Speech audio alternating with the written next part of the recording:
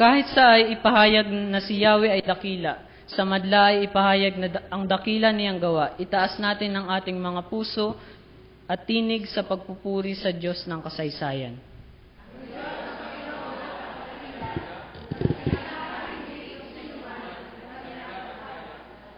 Tayo ay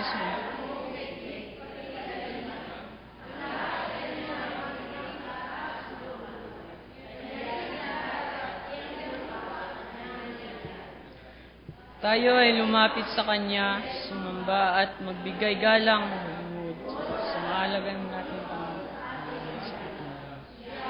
Diyos.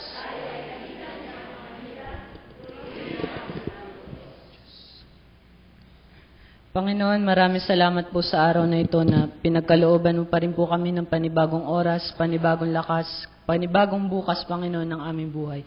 Salamat po sa iyong regalo sa pagliligtas sa amin, sa bawat isa sa amin. Lord, i-bless mo po ang bawat isa at naway hindi kami lalabas dito nang walang natututunan. In Jesus' name we pray. Amen.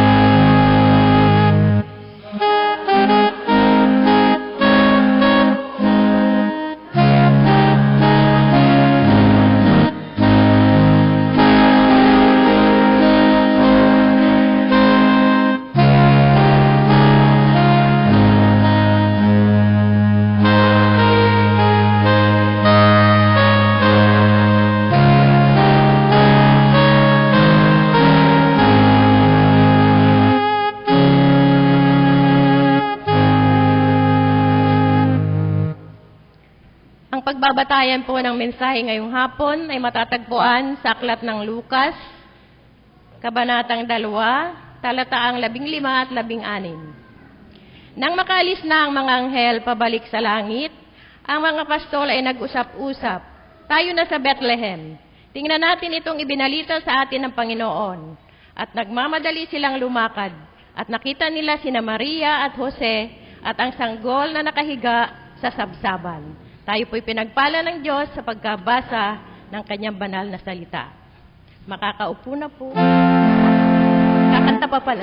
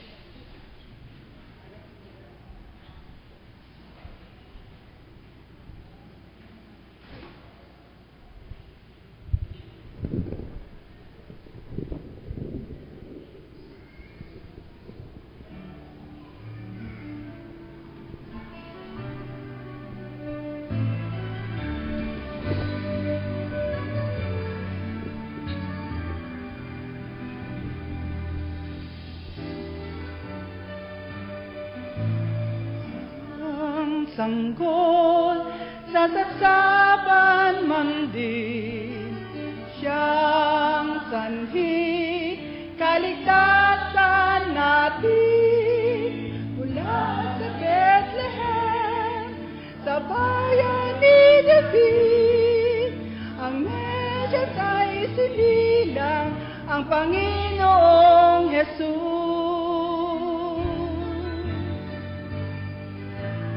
Noong Pasko, Aleluya ang bati kay Jesus, ang hari ng mga hari. Karapat-dapat nga purihin at sambahin ang Emmanuel, ang Panginoong Jesus. Aleluya!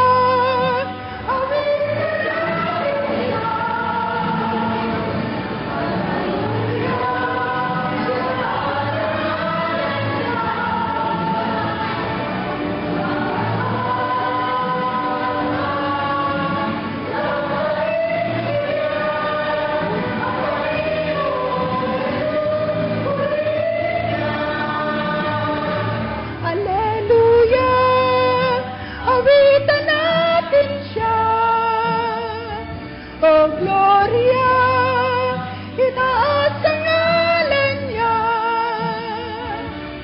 Sama-sama, sambahin siya, ang Panginoong Jesus, purihin na.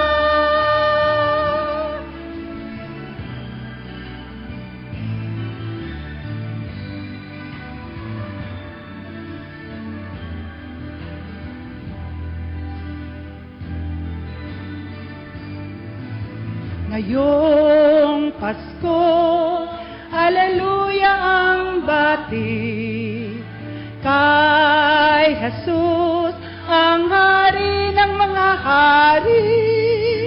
Karapat-dapat nga'y purihin at sambahin ang Emmanuel, ang Panginoong Jesus.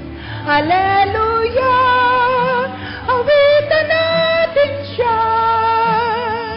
O Gloria, itaas ang ngalan niya. Sama-sama,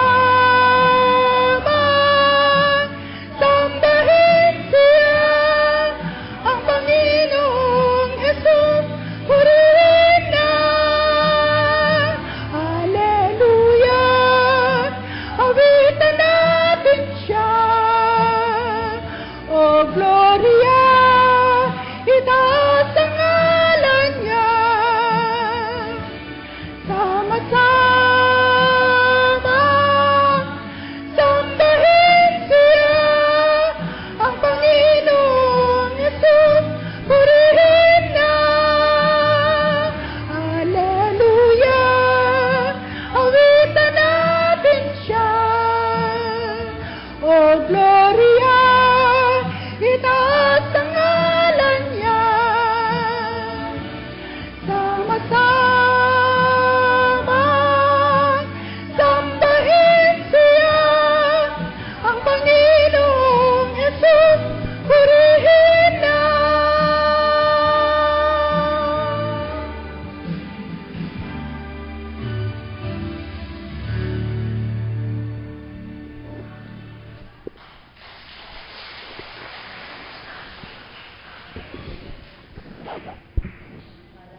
Salamat po sa palakpak. Sa palakpakan ninyo sa mga members ng BOSE, may isang turn among the roses.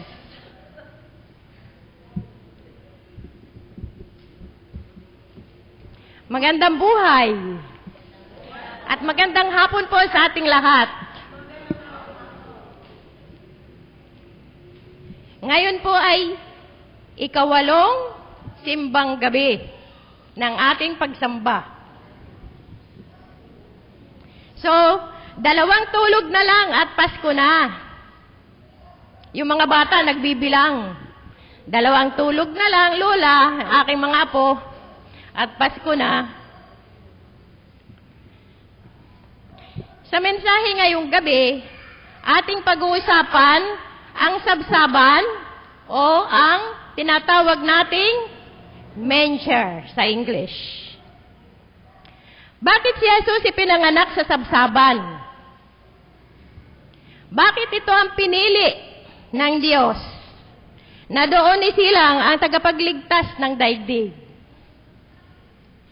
Sa panahon natin, marami tayong nababalitaan na mga sanggol na isinilang sa comfort room. Katulad ng aking napapanood sa Dreamcast. Saan ba siya sinilang? Si Baby? Sino nanonood ng Dreamcast? Si Baby ay ipinanganak sa comfort room ng isang gasolinahan. Meron ding mga baby na ipinapanganak sa mga sasakyan o kaya naman ay itinatapon sa basurahan. Matapos ipanganak, yung iba'y fetus pa lang ay makikita natin sa mga bowl ng CR.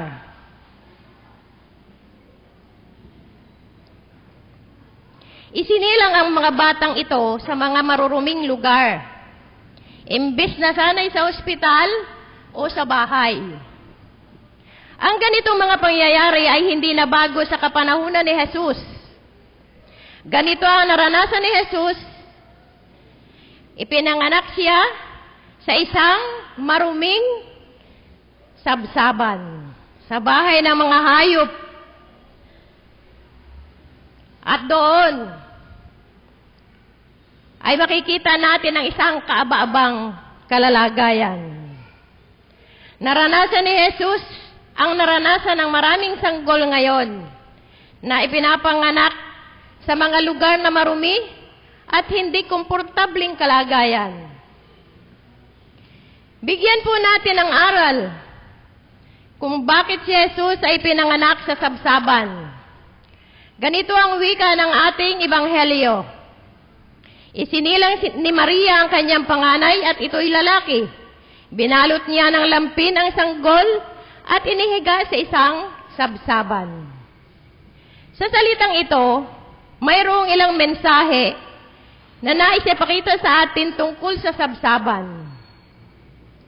Una, ang sabsaban ay pakainan ng mga hayop. Alam po naman nating lahat ang itsura ng sabsaban. Inilalagay ng may-ari ang pagkain para sa kanyang mga alaga, tulad ng damo at dayami. Sa pangyayari ng unang Pasko, ang nakalagay sa sabsaban ay hindi lamang pagkain ng hayop, kundi si Jesus mismo. Ipinapakita nito ang dahilan at tunguhin ng misyon at ministeryo ni Jesus sa daigdig. Siya ang magiging pagkain at tubig ng sanlibutan, na kapag kinain natin at ininom, ay hindi na tayo magugutom at hindi na din tayo mauuhaw magpakailanman. Ang daigdig ay nabubuhay ngayon sa makahayop na kalagayan. Ang mga tao ay nag-aasal hayop sa kanilang pamumuhay. Halos ang laman ng balita sa araw-araw ay ang pagsasamantala ng ibang mga tao sa kanilang mga kapwa, gaya ng pagpatay, pananakit, pagnanakaw at marami pang ibang karahasan. Halos hindi na tayo nakatitiyak ng kaligtasan sa pag-alis natin ng ating mga tahanan. At kahit sa mismong loob ng ating mga tahanan, ay nabibiktima pa rin tayo ng mga budol-budol o dugo-dugo-gang. Nabalitaan niyo po ba yung nangyari kay Agot Isidro? Siya ay naging victim ng dugo-dugo-gang. Ang kapanganakan ni Jesus sa sabsaban ang sumasagot sa ganitong nangyayari sa daigdig. Naroon si Jesus sa sabsaban upang maging pagkain ng daigdig laban sa makahayop na kalagayan ng tao. At upang ibalik ni Jesus na ang tao ay maging kalarawan muli ng Diyos. Alam naman nating lahat na tayo ay nilikha na kalarawan ng Diyos. At dapat natin pag-ingatan ang ating mga katawan dahil tayo ay nilikha na kalarawan ng Diyos.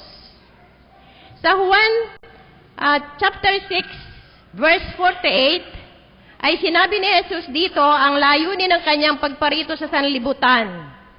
Ganito ang wika niya, "Ako ang pagkaing nagbibigay buhay." Si Jesus ang pagkain ng daigdig. Siya ang pagkain upang ang mundo ay makaahon mula sa pagiging makahayop na uri ng buhay. Upang ipabatid sa atin na tratuhin natin ang ating kapwa na makatao.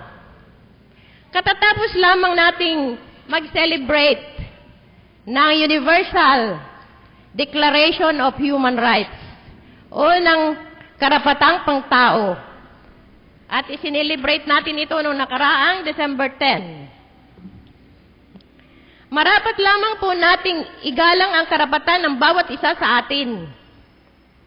Sapagkat tayong lahat ay nilalang ng Diyos sa kanyang wangis at lahat tayo'y minamahal ng Diyos. Kaya dapat din po tayong mag-ibigan sa isa't isa kung paanong tayo'y inibig ng Diyos. Ang kapanganakan ni Jesus sa sabsaban ay nagpapahayag ng paglaya ng tao sa pagiging asal hayop niya. Ang tao ay hindi tulad ng hayop. Man is a rational animal. Mas mataas naman natin dito sa hayop. Ang tao ay may kaluluwa at may espiritu na nakaungkay sa dakilang Diyos na lumala sa atin. Kaya kung ang tao ay nalilihis ng landas at nawawala ang tamang asal, wala na siyang pinagkaiba sa hayop. Ang ikalawang punto, ang sabsaban ay simbolo ng pagpapakita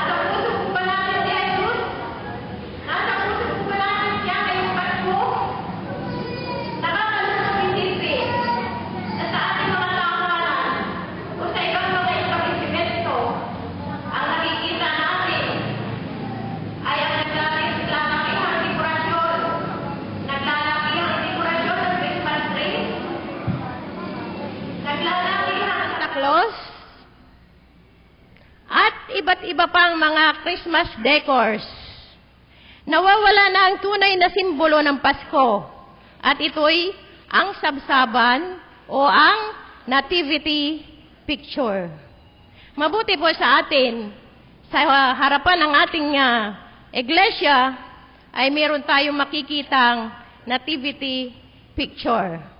At kahit po doon sa ating liturhiya ngayon, ang nasa unahan po niyan ay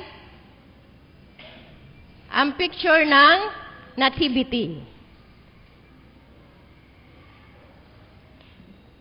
Kapag po pinagmamasdan natin ang nativity picture o larawan ng magkakasama ang pamilya ni Jesus, makikita natin ang kapayapaan at katahimikan sa tagbong ito. Ito ang mensahe ng Pasko sa atin. Ang katahimikan at kapayapaan at higit sa lahat ay ang pag-ibig. Ibigin po natin ang ating kapwa gaya ng ating mga sarili. At yun ang kautusan. Ngunit ang Pasko natin ngayon ay iba. Imbes na nativity, ang larawan, nagiging puro activity. Nagiging puro activity ang ating Pasko. Activity po, katulad ng shopping dito, shopping doon, kainan dito, kainan doon, party dito, party doon, inuman dito, inuman doon. Ito ang Pasko natin ngayon. Ito ang nasa puso ngayon ng mga tao. Kaya't ang resulta, pagkatapos ng Pasko, maraming tao ang pagod.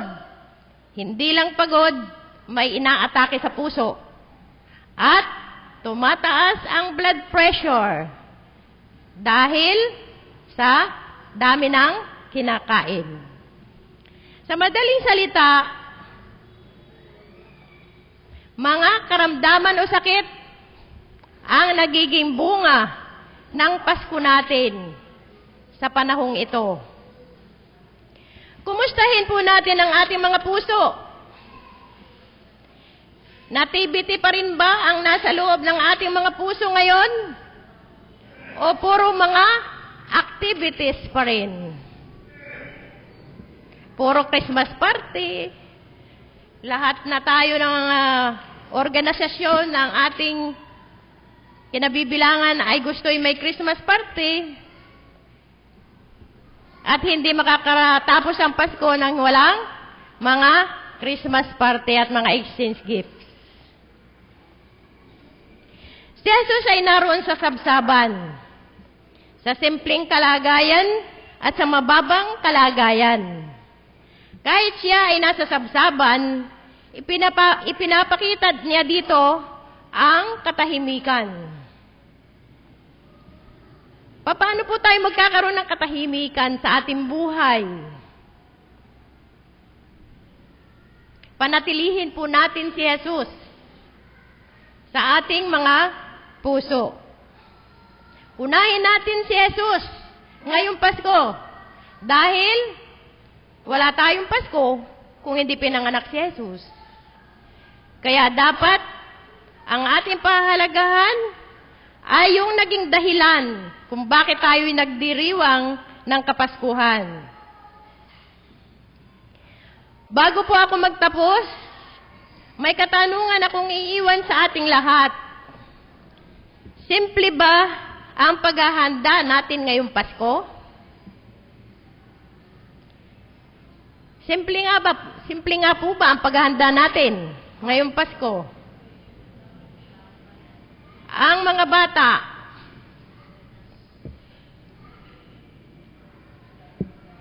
dapat ay iminumulat natin ang mga bata sa kanilang murang kaisipan na ang Pasko ay hindi lamang sa pagbibigay ng regalo. Dahil sa Jesucristo mismo ang napakagandang regalo sa atin ngayong Pasko. hindi natin dapat itanim sa ating mga anak na ang Pasko ay nagiging material na bagay na lamang ang nagiging importante. Panatilihin natin na mangibabaw ang pag-ibig natin kay Jesus, ang pag-ibig natin sa ating kapwa-tao. Sana mga kapatid, simple lang ang ating pagdiriwang ng Kapaskuhan. Maligayang Pasko po sa ating lahat. Sa pangalan ng Ama, Anak, at Banal na Espiritu. Amen.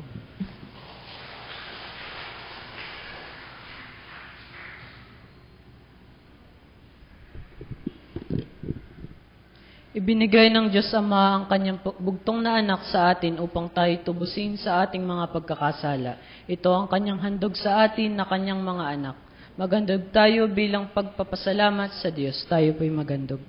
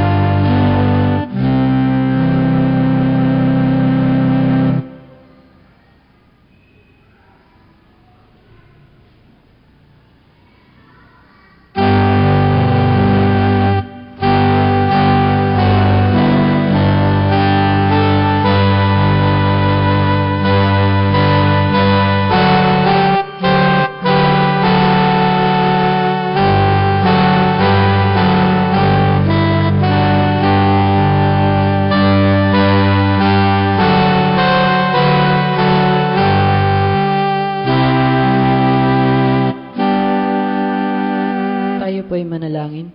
Panginoon, salamat po sa iyong mga blessing na patuloy mong pinagkakaloob sa amin. Salamat po sa lahat ng bagay sa paggabay.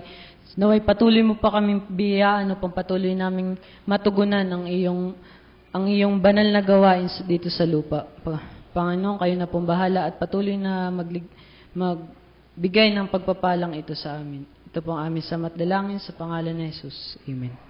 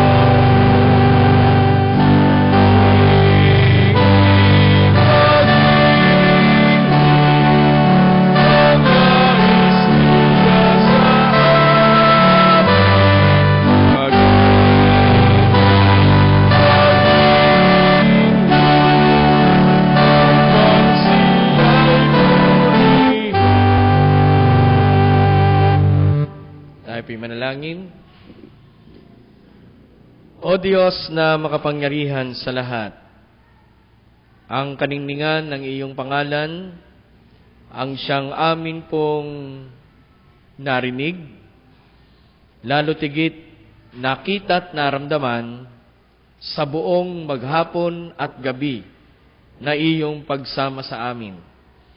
Kami, dakilang Diyos, sa panahong ito ay tunay na naghahanda para po sa iyong kaarawan. Kanina, o aming Panginoon, yung pong bundle of joy na kung saan ay aming taos-pusong inihandog sa iyo, aming Panginoon, sa bawat pananambahan namin tuwing araw ng linggo, ay amin ang naipagkaloob sa mga anak mo na tunay na ikaw ang sinasamba sa Espiritu at sa katotohanan. Nawa, dakilang Diyos, mapagyaman nila ito, lalo tigit magkaroon ng kaunting ngiti sa kanilang mga labi, sapagkat ito nga po ay mula sa puso ng iyong mga anak na naghandog para sa kanila.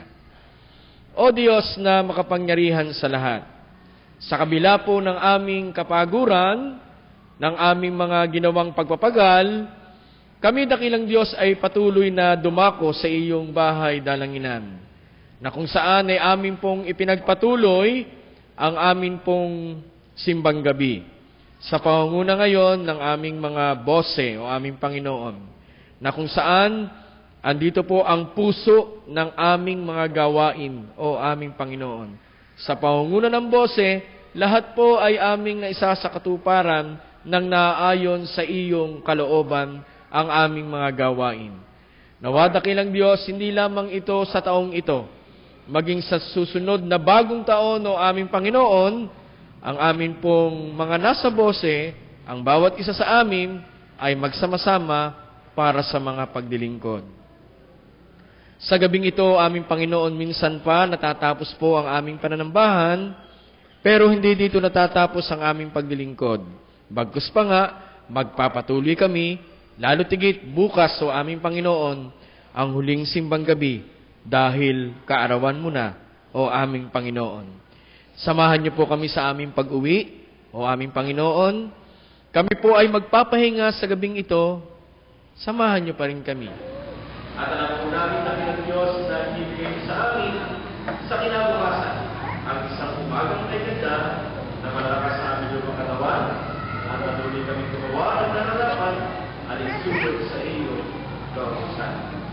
Patuloy niyo pong pakinggan ang aming Panginoon ang mga panalangin sa iyong mga anak, lalo tigit dahil sa kanilang puso at kaisipan. Higing pero mahalaga para sa iyo. Sa amin pong pagsamantalang pag-iwanan na ito aming Panginoon, mula po sa isang makahugan at makumuha ang pananambahan, alam po namin ibigay sa amin ang pagpapala. Katulad ng pagpapagaling o aming Panginoon sa aming mga kagagawa, ang aming Pastor Heidi, na ngayon ay ginagaganap o aming Panginoon, ikaw at ang ilang magagawa na siyang magpapagaling sa Kanya para po sa darating na Kapaskuhan, makasama namin siya lalo tigit sa Kanyang simbahang pinaglilingkuran. At ngayon, pagpalain tayo ng Panginoon at ingatan tayo. Paliwanagin ng Panginoon ang Kanyang mukha sa atin at mahabag sa atin. Ilingap ng Panginoon ang Kanyang mukha sa atin at patuloy niya tayong papatnubayan. Sa pangalan ng Diyos Ama, ng Diyos Anak, at Diyos Espiritu Santo. Amen.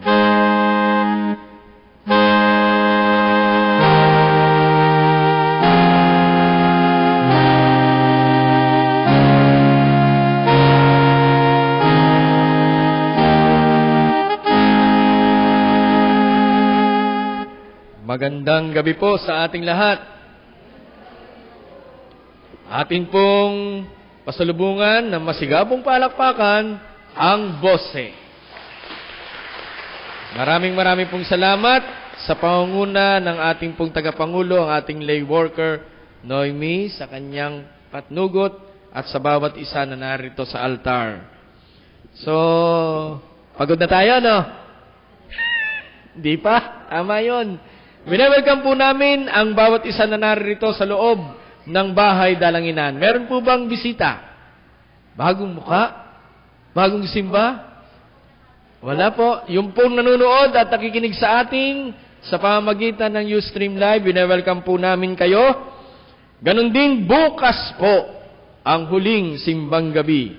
Sa pangunguna po yan ng mga kalalakihan.